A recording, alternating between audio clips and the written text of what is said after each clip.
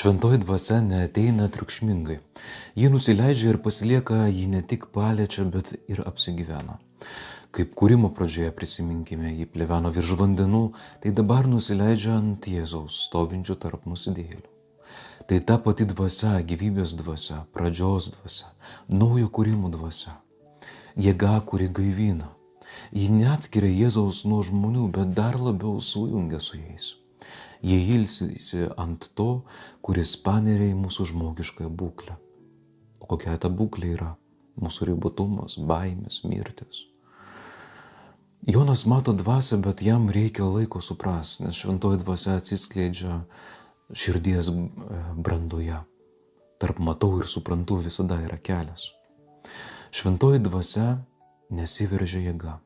Ji yra ženklas tam, kuris laukia, tam, kuris būdi ir brandina savąją širdį, tam, kuris leidžiasi vedamas jos įkvėpimo. Ta pati dvasia, kuri ilsėjosi ant Jėzaus, nori ilsėtis ir ant manęs. Ne tam, kad ištrauktų mane iš šio pasaulio, bet kad išmokytų būti šiame pasaulyje kitaip, su meile, su tiesa ir vienybe. Per ją apsireiškia, kad Dievas nėra tolimas, jis yra Dievas, kuris pasilieka, Dievas, kuris yra su mumis, Dievas, kuris apsigyvena ten, kur žmogus labiausiai bijo likti vienas. Palaimintos dienos ir gero apmąstymo.